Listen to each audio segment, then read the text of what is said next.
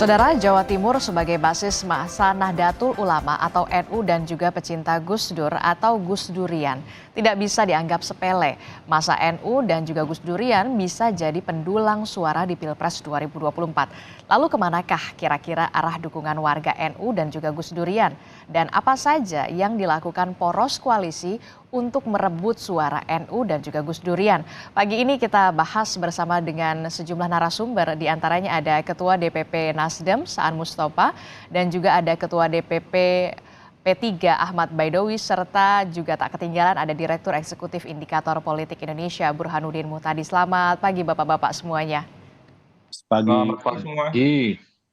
Saya langsung ke Pak Baidowi dulu ya. Pak Baidowi, tadi kan Mbak Yeni sempat menyinggung kalau pertemuan soal politik praktis akan dibahas mojok berdua sama Pak Ganjar. Nah, ini kira-kira kapan? Sudah ada bocorannya kah? Belum, tentu kemarin itu beliau Pak Ganjar bersilaturahmi dengan Bu Sinta Nuria Wahid dalam rangka beliau sowan ya sebagai dari orang yang lebih junior kepada yang lebih senior dalam tradisi santri begitu, yang lebih muda sowan yang lebih senior atau lebih sepuh, apalagi Bu Sinta ini tokoh nasional dan di depan beliau yang nggak mungkin juga kita bicara politik praktis, lebih bicara politik kebangsaan. Tetapi dengan diterimanya Mas Ganjar oleh Ibu Sinta keluarga Gus Dur itu sesuatu yang bagus, saya kira, bahwa tidak ada hambatan komunikasi dengan Gus Durian dan juga NU secara kultural bahkan struktural, karena Mbak Yeni juga itu di struktur PBNU juga menjabat. Nah, adapun terkait dengan politik praktis tentu tidak hanya sekedar dibahas dalam satu pertemuan, tentu akan ditindaklanjuti oleh pertemuan-pertemuan berikutnya. Nah, politik praktis seperti apa? Ya itu nanti teknis ya. Yang jelas tadi itu ada kesepamahaman bahwa Mbak Yeni ada kesanggupan untuk mendampingi Pak Ganjar ketika melakukan silaturahmi di Jawa Timur. Itu sesuatu yang bagus. Soal apakah kemudian menjadi calon figur cawapres, itu kan ranahnya di pimpinan partai, di para ketua umum partai.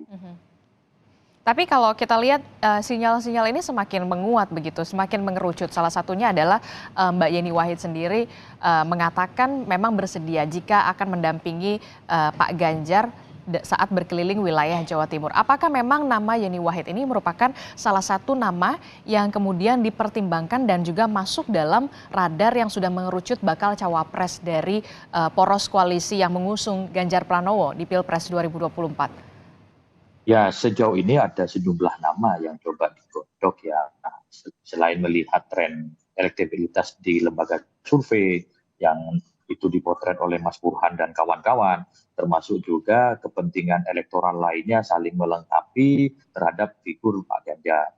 Namun kami dari P3 sesuai dengan keputusan Rapimnas yang ke-6 merekomendasikan nama Pak Sandiaga Uno sebagai bakal calon wakil presidennya Mas Ganjar. Nah, figur-figur tadi termasuk Pak Sandi dan Mbak Yeni, ada nama Bu Hovifah, dan tak lupa ada Pak Mahfud, dan nama-nama yang kemarin juga disebut oleh Mbak Puan, termasuk ada AHY, dan beberapa nama, ya tentu akan terus dikaji, dimonitor perkembangannya, paling tidak sampai bulan Oktober mendatang. Karena pendaftaran ke KPU itu pada 9 Oktober 2023. Nah, selama 2 sampai 3 bulan ke depan, tentu perkembangan dinamika politik terus kita cermati. Oke, saya langsung ke Pak Saan deh. Pak Saan, ini ternyata sosok Mbak Yeni Wahid kemudian juga dilirik nih di koalisi poros yang mengusung dari Ganjar Pranowo. Tanggapannya seperti apa? Nggak khawatir nih? Ya, ini kan masih terus berproses ya. Jadi kalau misalnya ditanya khawatir nggak khawatir ya, kita sih nggak ada persoalan, nggak khawatir sama sekali. Karena yang terkait dengan soal penentuan calon wakil presiden itu kan Nasdem dan juga koalisi yang lain kan sudah menyerahkan sepenuhnya ke Pak Anies Rashid Baswedan. Siapa namanya, kapan akan diumumkannya, kita serahkan. Nah, yang kedua terkait dengan misalnya silaturahmi ya, ada proses komunikasi dengan Mbak Yeni misalnya, baik yang dilakukan oleh dari Nasdem, waktu itu Waketum sendiri datang ya, Pak Ahmad Ali. Terus juga ada momen di mana Pak Anies juga bersama dengan Mbak Yeni, dan juga ada pertimbangan dari tokoh NU lainnya, bahkan ulama di Jawa Timur beberapa waktu yang lalu ketika Pak Anies melakukan kunjungan ulama atau kiai di Jawa Timur kan merekomendasikan 5 nama, dan dari 5 nama itu 4 itu kan hampir tokoh NU ONU. semua ya, dari mulai Bu Hopipa, Mbak Yeni, terus juga ada Pak Mahfud, bahkan Caimin pun masuk dalam rekomendasi. Nah, ini kita melihat bahwa memang NU ini strategis dan penting dalam konteks kebangsaan kita, maupun juga dalam konteks kontestasi politik, karena memiliki jumlah anggota yang paling besar di Indonesia dan juga tersebar di seluruh Indonesia, walaupun misalnya tetap basis utamanya di Jawa Timur, tapi proses penyebarannya kan juga merata. Dan NU juga punya sejarah panjang dalam proses pergerakan Republik ini kan. Jadi menurut saya menjadi hal yang wajar juga kalau misalnya calon-calon presiden atau partai-partai yang pengusung dari calon presiden itu berkepentingan untuk terus membangun komunikasi, untuk terus bersilaturahmi dengan tokoh-tokoh NU. Tidak hanya mereka yang dibidik menjadi cawapresnya, tapi juga dengan tokoh-tokoh NU, apakah kiai, ulama maupun PBNU itu sendiri. Jadi sekali lagi terkait dengan soal urusan cawapres, kita serahkan ke Pak Anies. Jadi siapa, mau Mbak Yeni boleh, mau Bu Hopipa boleh, Pak Mahfud, ataupun dari internal koalisi tidak masalah. Selama Pak Aniesnya cocok dengan mereka semua. Oke, jadi ada beberapa nama nih. Kalau dari sebenarnya sama-sama betul ya, sama-sama persis. Ada nama Khofifah Indar Parawansa, kemudian ada juga Mbak Yeni, kemudian ada Pak Mahfud begitu. Nah, kalau untuk tokoh yang kemudian sekarang menjadi sorotan adalah Mbak Yeni, Pak Saan. Nah, pertimbangannya apa yang kemudian ini cocok nih sepertinya dengan Pak Anies? Ya, pertama tadi Mbak Yeni ini kan punya terah politik yang besar ya. Cucu dari pendiri NU kan, orang tuanya mantan presiden, ketua umum PBNU, tokoh pergerakan juga gitu kan, secara pergerakan, kultural dan sebagainya. Dan juga memiliki, saya rasa Mbak Yeni juga memiliki kemampuan yang memadai kan gitu kan. Jadi selain mewakili Gus Durian, mewakili NU, dan juga Mbak Yeni mewakili kaum perempuan. Dan menurut saya ketika misalnya ini dipertimbangkan oleh para calon presiden, menurut saya wajar saja. Dan karena memang dari resources politik yang dimiliki Mbak Yeni itu ya cukup memadai lah kan. Tapi sekali lagi terkait dengan cawapres itu kita sepenuhnya sudah menyerahkan ke Pak Anies. Tapi ya tokoh-tokoh tersebut layak dipertimbangkan. Walaupun saya yakin Mas Anies sudah punya nama, sudah punya pilihan. Semuanya diserahkan kepada Pak Anies Baswedan. Sudah mengerucut berapa nama nih? Kalau dari awal ya kita kan berproses tuh, udah panjang prosesnya sejak dideklarasikan, bahkan sejak koalisi terbentuk, proses ini kan sudah berjalan lama, cukup lama, dari mulai pencarian, pengurucutan, dan ini kan tinggal Mas Anies umumkan saja ya. Jadi dari sisi nama saya yakin Mas Anies sudah ada, tinggal dikomunikasikan dengan partai politik dan tinggal nanti diumumkan. Jadi ada ini tahapan, nih yang ditunggu, pengumumannya kapan nih Pak Saan? Ini kan ada tahapan. Bulan ini juga atau nanti bulan depan? Ya saya yakin ini ada tahapan. Tahapan pertama tentu akan dikomunikasikan dengan partai-partai koalisi, dengan Nasdem, Demokrat, PKS. Setelah itu kan juga di partai koalisi membangun kesepahaman kan terkait satu nama yang dibawa Pak Anies. Nah, ketika sudah dikomunikasikan dengan partai pengusung, ya Mas Anies tinggal umumkan ke publik. Jadi tahapannya Mas Anies sudah punya nama, udah tentukan namanya siapa. Yang kedua, nama yang sudah ditentukan itu Pak Anies sampaikan ke partai politik. Apakah misalnya secara bersamaan atau disampaikan secara satu persatu ke partai pengusung. Ketika sudah disepakati nama itu dan tidak keberatan, dan memang karena kita sudah menyerahkan sepenuhnya, tentu tidak ada keberatan dari kita, ya tinggal Mas Anies cari momentum aja yang pas, yang waktunya. Oke, ya tinggal cari momentum untuk mengumumkan begitu ya. Nah, Mas Burhan, pengaruh elektoral barisan Gus Dur di perebutan 2024 ini, Mas Burhan sendiri melihatnya seperti apa? Pak Ganjar ini sudah mulai kemarin nih hari Minggu bahkan sudah terang-terangan mengatakan dampingi saya ya Mbak ketika nanti di Jawa Timur.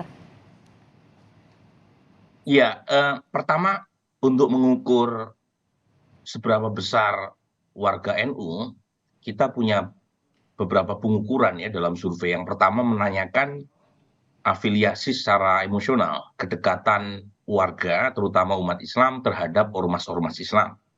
Nah, kalau ditanyakan dengan pertanyaan seberapa dekat umat Islam terhadap ormas Islam, itu 52% orang Indonesia yang beragama Muslim itu merasa dekat dengan NU. Nah, selisihnya dengan mereka yang merasa dekat dengan Muhammadiyah memang jauh sekali. Tetapi ada kurang lebih sekitar 38% warga umat Islam yang tidak merasa dekat dengan ormas Islam manapun. Nah, kemudian yang kedua, kita tanyakan juga apakah orang Islam itu menjadi anggota aktif atau tidak aktif, atau bahkan bukan anggota dari ormas-ormas Islam yang kita tanyakan dalam kuesioner, termasuk NU. Nah, kalau dari sisi membership yang aktif di NU, itu memang lebih kecil ketimbang mereka yang merasa dekat dengan NU. Wajar, karena kalau secara emosional kan pasti lebih banyak ketimbang mereka yang secara sosial itu punya engagement dengan NU. Keaktifan di NU kurang lebih sekitar 12% orang Indonesia yang aktif, kategorinya aktif atau tidak aktif sebagai anggota NU. Tetapi secara umum kalau kita lihat, kita zoom ya, mereka yang merasa dekat dengan NU itu ngumpul di 2 provinsi seperti yang kita tahu, Jawa Tengah dan Jawa Timur. Nah, di antara provinsi yang menentukan baik dari sisi populasi pemilih yang besar, tapi saat yang sama juga tidak ada calon yang dominan, Jawa Timur. Kalau Jawa Tengah, Ganjar Pranowo sudah sangat dominan ya di provinsi ini, karena Mas Ganjar adalah gubernur. Nah, di Jawa Timur itu seperti negeri antah tak berantah, baik dari sisi partai maupun dari sisi capres, itu tidak ada yang sangat dominan di sana. Nah, makanya kemudian wajar kalau capres, terutama capres yang menurut data survei kurang dukungan di Jawa Timur dan Jawa Tengah, itu melihat faktor NU sebagai faktor atau kunci kemenangan. Terutama adalah 2 nih ya, satu adalah Mas Anies, kedua adalah Pak Prabowo. 2 capres ini itu secara elektoral memang tidak terlalu kuat di 2 provinsi ini. Jadi kebutuhan untuk menggandeng cawapres yang punya latar belakang NU buat Mas Anies atau Pak Prabowo itu lebih besar ketimbang Mas Ganjar. Karena Mas Ganjar satu sudah sangat dominan di Jawa Tengah, di Jawa Timur unggul, tetapi unggulannya memang tidak terlalu jauh dengan Pak Prabowo. Nah, yang paling membutuhkan adalah capresnya Kang Saan memang. Karena memang di 2 provinsi ini tuh kecil elektabilitas Mas Anies. Jadi seharusnya bisa dikatakan prioritasnya untuk dari cawapres Anies Baswedan ini di kalangan Jawa Tengah dan juga Jawa Timur, begitu? Untuk Mas Anies, jadi kalau dilihat dari kadar kebutuhan, itu Mas Anies paling membutuhkan cawapres yang bisa menarik dukungan dari kalangan NU dibanding 2 capres yang lain. Itu poin saya. Tetapi kan masalahnya adalah kesadaran ini kan baru dimiliki oleh Nasdem. Nah, partai baru Nasdem ya. Anies yang lain seperti Demokrat itu kan sampai sekarang masih merasa AHY Anies itu harus datang dari ketua umum mereka kan. Makanya tadi meskipun Kang Saan menyebut nama sudah di kantong Mas Anies, tinggal momentum untuk mengumumkan tinggal momentum untuk mengumumkan itu nggak mudah. Karena harus kesepakatan 3 partai pendukung Mas Betul. Anies. Jadi tidak hanya Nasdem saja yang bisa mewujudkan cawapres dari kalangan NU yang populer buat Mas Anies, tapi juga membutuhkan keikhlasan dari Partai Demokrat. Ikhlas dalam politik kan susah, Mbak. Ya, ikhlas dalam Nah, ini politik yang susah. menurut Nah, kalau dari Mas Burhan sendiri pertimbangannya adalah dari NU nih. Berarti kalau nggak Mbak Yeni Wahid atau Khofifah atau Mahfud. Kita nanti akan tanya dulu ke Pak Saan seperti apa. Apakah ini juga akan menjadi pertimbangan kemudian poros koalisi perubahan ini mengusung tokoh NU sebagai bakal cawapres mendampingi Anies Baswedan di Pilpres 2024. Kita akan bahas nanti usai jeda. Saya izin ya mengutip pernyataan dari Mas Burhan. Ini agak berat nih kalau dari poros koalisi perubahan Anies Baswedan layaknya harus mengusung dari tokoh NU begitu ya, untuk menyeimbangi basis-basis suara Jawa Tengah dan juga Jawa Timur. Nah, butuh keikhlasan nih Pak Saan. Pak Saan gimana nih? Ikhlas nggak nih nanti musyawarah untuk mufakat di antara koalisi perubahan ini? Iya, gini, ada kesamaan ya di koalisi perubahan antara Nasdem, Demokrat, dan PKS. Kesamaannya itu adalah kesadaran bahwa kita harus memenangi Pilpres. Nah, ketika punya kesadaran yang sama bahwa memenangi Pilpres itu penting, maka hal-hal yang sifatnya teknis ya, misalnya taktis ya, terkait misalnya calon wakil presiden, dan karena memang juga sudah tertuang dalam piagam kesepakatan itu diserahkan oleh ke calon presiden, ke Mas Anies, maka seharusnya tidak ada persoalan nanti siapapun misalnya yang ditetapkan, yang dipilih oleh Mas Anies sebagai calon presiden. Jadi menurut saya kesadaran untuk menang itu ada di semua partai koalisi di perubahan ini, sehingga satu sama yang lain saya yakin tidak memaksakan.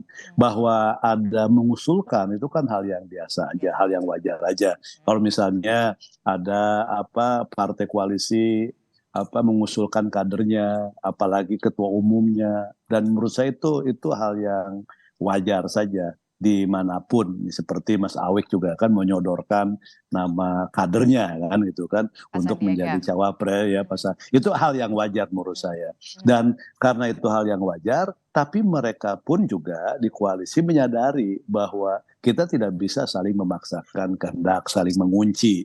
Pada dasarnya kan harus kompromi untuk kebaikan yang jauh lebih bermaslahat ke depannya kan gitu. Nah, jadi ini satu. Maka ketika misalnya nanti dengan kesadaran tadi, yang kedua juga kita juga paham secara peta politik, secara sosiodemografinya juga kita pahami, seperti Mas Burhan sampaikan, maka dengan kesadaran di internal koalisi untuk menang, juga kita memahami peta politik dari sisi sosiodemografinya, maka saya yakin ketika misalnya Mas Anies menentukan pilihannya di luar internal koalisi, kader yang diusung menjadi calon wakil presidennya, itu tidak akan ada penolakan.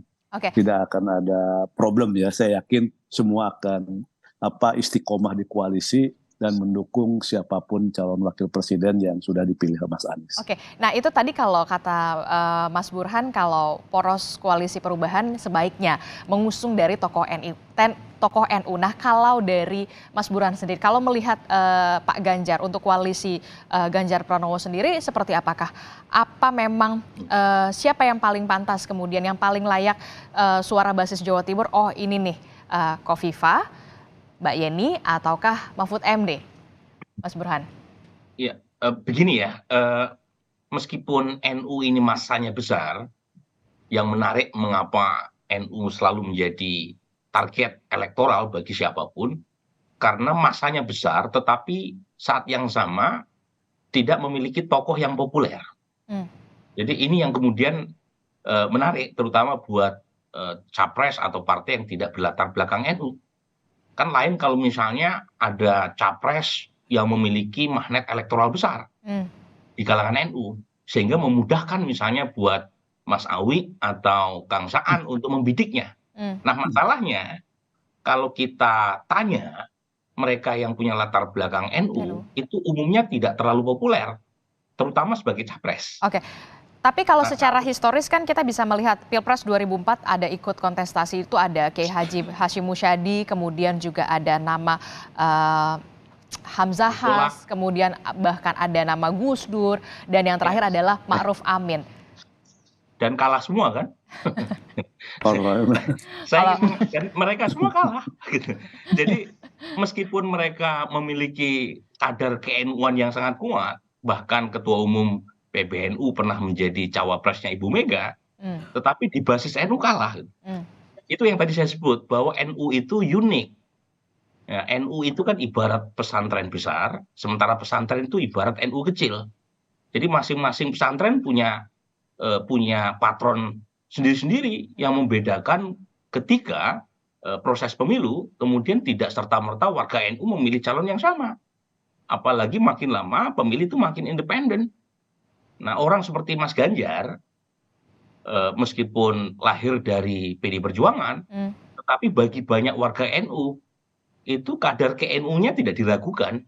Apalagi mertuanya beliau dari jalur istri, kan P3 itu ya mertuanya, dan sekaligus tokoh NU gitu loh. Jadi Jadi sudah bisa mendongkrak lah ya. Poin saya, nama-nama yang tadi Anda sebut, meskipun mereka berasal dari NU yang sangat kokoh ya, tetapi secara elektoral kalau kita lihat di survei belum muncul tuh. Jadi orang seperti, dengan segala hormat saya ya, Mbak Yeni, kemudian Mbak Hovifah, itu di survei tidak masuk dalam 5 besar. Meskipun kita tahu keduanya punya, kalau dibelah gitu ya, darahnya itu ya keluar NU, tetapi secara elektoral di kalangan warga NU sendiri juga tidak cukup banyak. Lalu bagaimana dengan nama tokoh Mahfud MD? Mahfud masuk 5 besar, ya, Mahfud MD. Ya, dan itu yang masuk, yang harus juga diperhitungkan oleh koalisi pendukung dari Ganjar Pranowo, begitu? Nah, masalahnya kan bukan semata-mata faktor elektoral ya yang menjadi pertimbangan. Jadi buat kalangan politik, itu banyak faktor yang membuat mereka harus jeli mempertimbangkan, bukan semata-mata elektoral, apalagi kalau secara elektoral juga tidak terlalu dominan elektabilitasnya. Jadi perlu dikompensasi oleh variabel lain, variabel logistik, variabel komplementer. Misalnya Mas Ganjar, cawapresnya, kalau Mas Ganjar sudah kuat di kalangan NU, mungkin kebutuhan untuk mencari cawapres dari NU tidak terlalu besar seperti. Berarti ada kesempatan lah ya, kalau dari Pak Baidowi udah senyum-senyum nih, oh berarti ada nih kesempatan ya. Pak Baidowi, silakan. Karena Mas Sandiaga kan nggak terlalu NU juga ya, jadi ada kesempatan. Iya. Pak Baidowi, silakan. Dari analisis Mas Burhan itu sosoknya ada di Pak Sandiaga Uno gitu. Terlepas beliau seorang pengusaha, kalau kategorisasi NU dalam hal ini misalkan menjadi syaratnya menjadi anggota NU, Pak Sandiaga Uno tidak perlu diragukan, beliau mendapatkan kartu tanda anggota NU dari Pak Kiai Haji Said Akil Sirot. Di zaman Gus Dur pernah berkecimpung di lembaga perekonomian NU. Tetapi kan kita tidak sedang memperdebatkan ke-NU-an atau ketidak NU-an seseorang, tetapi yang kita inginkan bagaimana calon presiden Pak Ganjar Pranowo itu menggandeng pasangan yang bisa mendongkrak elektabilitas. Tentu dengan segala kelebihan-kelebihan yang dimiliki. Faktor tadi, dukungan dari masyarakat NU, karena memang mayoritas secara demografi juga penting. Namun demikian, perlu dipotret lebih detail lagi dan juga mengutip fakta-fakta kesejarahan. Kan tidak hanya NU ANSI, tetapi juga ada variabel lain yang juga dibutuhkan. Dan tadi dengan cukup bagus disampaikan, kami tetap seperti keputusan kami di Rapimnas ke-6, tetap merekomendasikan nama Pak Sandiaga Uno. Sampai kapan? Sampai nanti diumumkan siapa calon yang disepakati. Oke, jadi kalau dari P3 sendiri tetap mengusung atau mengusulkan kemudian nama Sandiaga Uno sebagai bakal cawapres pendamping Ganjar Pranowo. Nah, kalau ada beberapa nama dari bisa dikatakan NU sendiri, Anda melihatnya nanti apakah bisa musyawarah untuk mufakat atau memang ada kemungkinan P3 sendiri mundur dari koalisi Ganjar Pranowo atau seperti apa jika memang tidak mengusung Sandiaga Uno sebagai cawapres Ganjar Pranowo? Ya, politik itu kan proses penuh dengan komunikasi dan kompromi. Kan yang terpenting itu bagaimana kontestan yang kita usung itu bisa memenangkan Pilpres. Bukan sekedar faktor calonnya, tetapi sekali lagi kami sebagai partai politik berkewajiban untuk menyodorkan kader kami yang sudah diputuskan melalui Rapimnas. Tentu tidak hanya sekedar pokoknya, tetapi menyodorkan dengan segala pertimbangan kelebihan-kelebihannya dibanding dengan calon yang lain dan kemungkinan untuk bisa menambal keterpilihan dari Pak Ganjar. Itu yang terpenting karena era politik sekarang itu era politik yang rasional. Semua harus hitung-hitungan saintifik, terus diukur dari tingkat elektabilitasnya itu selalu menjadi acuan. Dan yang terpenting tadi bagaimana kita bisa mengcover 38 provinsi itu tidak membutuhkan logistik yang tidak sedikit. Oke. Nah, itu juga yang menjadi pertimbangan begitu ya? Ya, siapapun ketika berkontestasi faktor logistik nggak bisa diabaikan. Nah, kalau tetap mengusung atau mengusulkan nama Sandiaga Uno, apakah Mas Burhan melihat apakah nama Sandiaga Uno ini bisa cukup merangkul kalangan NU yang bisa dikatakan walaupun dari P3 begitu, Mas Burhan? Ya kalau kita lihat basis demografi pendukung Mas Sandi, memang kebanyakan bukan berasal dari segmen umat Islam yang dekat dengan NU. Iya. Jadi umumnya pemilih Mas Sandi itu datang dari kelompok modernis ya, terutama mereka yang tinggal di Indonesia bagian barat. Nah, tetapi lagi-lagi soal potensi warga NU yang bisa diwakili oleh cawapres ini kan sangat tergantung kebutuhan elektoral dari capres yang mereka dampingi. Untuk Mas Ganjar kan relatif sudah kuat di kalangan warga NU. Untuk Mas Sandi mungkin bisa menambal kekurangan Mas Ganjar di wilayah-wilayah non-NU. Dan kebetulan Mas Ganjar memang masih sangat struggling di Jawa Barat, di Banten, di Sumatera, di wilayah yang mungkin Mas Sandi punya potensi untuk membantu ya secara elektoral. Tetapi lagi-lagi dari sisi jumlah memang tidak sebanyak warga NU, karena Jawa Timur dan Jawa Tengah ini provinsi kunci. Jadi sejak 2004 era Pilpres secara langsung itu tidak ada Pilpres yang bisa dimenangkan oleh capres tanpa memenangkan Jawa Timur dan Jawa Tengah. Jokowi kalah 2 kali di Jawa Barat, tapi secara nasional tetap menang sebagai capres karena menang dengan sangat telak di Jawa Tengah dan Jawa Timur. Oke, terakhir Mas Burhan, strategi yang paling utama sebenarnya apakah merebut suara Nahdien, Gus Durian, atau merebut tokoh dari NU? Yang paling prioritas. Sebenarnya ini nggak bisa dibenturkan ya, antara Nahdien dengan Gus Durian itu kan memiliki irisan yang sama. Itu berada dalam universum yang sama itu sebenarnya. Jadi mereka kelompok Gus Durian itu pada dasarnya juga berasal dari segmen warga NU. Tetapi mungkin punya karakteristik lebih khusus karena mereka peduli atau concern terhadap ide-ide pluralisme. Sesuatu yang selama ini diperjuangkan oleh Gus Dur. Jadi dari sisi tingkat pendidikan mungkin kelompok Gus Durian lebih berpendidikan baik, punya advokasi yang lebih baik dan seterusnya. Jadi dua-duanya nggak bisa dipisahkan. Tetapi dari sisi jumlah tentu karena Gus Durian bagian dari warga Nahdien, ya jumlah warga Nahdien jauh lebih besar. Tapi lagi-lagi tadi saya sebut ya, meskipun Mbak Yeni atau Mbak Hovifah elektabilitas yang per hari ini masih rendah, tetapi kan mereka punya potensi elektabilitas. Nah, potensi elektabilitas itu harus dikerjakan dengan matang. Bisa misalnya hanya melakukan pendekatan di mata elit, tapi harus kerja politik. Nah, per hari ini Mbak Hovifah sama Mbak Yeni meskipun punya captive, tetapi belum diterjemahkan secara elektoral di survei-survei supaya posisi tawarnya lebih meningkat. Pak Mahfud justru menurut saya lebih menampakkan ya satu kerja politik yang sistematik ya, meskipun lagi-lagi belum dominan, tapi setidaknya sudah mulai dilirik oleh pemilih. Oke, ya bisa dikatakan nama Mbak Yeni dan juga nama Khofifah Indar Parawansa ada potensi elektabilitasnya meningkat begitu. Nah, kalau dari Pak Saan ataupun dari Pak Baidowi sendiri, strategi politik kemudian untuk merebut suara Nahdien sendiri seperti apa sejauh ini, Pak Saan? Ya, pertama apa yang dilakukan oleh Mas Anies ya dengan keliling di Jawa Timur, menemui para kiai, para ulama dan tokoh-tokoh NU, yaitu juga selain untuk memperkuat basis dukungan di Jawa Timur, sekaligus juga untuk bisa mendapatkan banyak dukungan dari kalangan warga NU, termasuk ketika misalnya nanti di antara tokoh-tokoh NU yang bisa dipertimbangkan misalnya mendampingi Mas Anies itu sudah tidak ada, artinya gini, antara pendekatan secara personal dengan pendekatan secara komunitas ya NU atau kultural itu sudah berjalan. Jadi ketika misalnya secara personalnya oke dan dari bawahnya juga memberikan dukungan yang memadai, itu kan bisa klop ya, bisa nyambung. Nah itu bisa kedepannya bisa jauh lebih potensial lagi. Oke, kalau dari Pak Saan sendiri memilih untuk silaturahmi ke wilayah-wilayah Jawa Timur kepada tokoh-tokoh di sana. Nah, kalau dari koalisi pendukung Ganjar Pranowo sejauh ini seperti apa? Selain juga mendatangi dari rumah almarhum Gus Dur bertemu dengan Mbak Yeni, Pak Baidowi. Ya, hubungan P3 dengan NU itu bukan karena pemilu saja.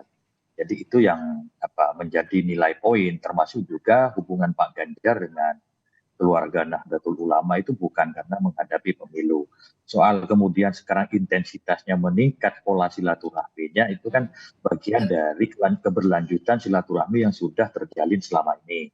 Nah, tentu pendekatan kepada simpul-simpul NU, termasuk juga tokoh pesantren dan juga tokoh-tokoh dari para pendiri Nahdlatul Ulama, termasuk juga dengan struktur di PBNU juga kita lakukan. Misalkan ketika Mas Ganjar mau pamitan untuk menyelesaikan masa akhir jabatannya kepada Ibunda Ketum PBNU, itu kan bagian dari silaturahmi meskipun konteksnya adalah pamitan, tetapi kan orang akan membaca, wah itu memang beliau memang memiliki hubungan yang sangat dekat selama ini. Oke, itu nanti kita masih akan tunggu karena menurut Mas Burhan ini semuanya masih cair. Ada potensi elektabilitas yang tidak bisa kemudian dipinggirkan juga dari khususnya nama-nama seperti Mbak Yeni Wahid dan juga Khofifah Indar Parawansa. Kita akan lihat bagaimana dinamika politiknya semuanya sampai nanti Oktober 2023. Terima kasih Pak Saan Mustafa, Pak Ahmad Baidowi dan juga Mas Burhanuddin Muhtadi telah bergabung bersama kami. Sehat-sehat selalu. Terima kasih. Terima kasih.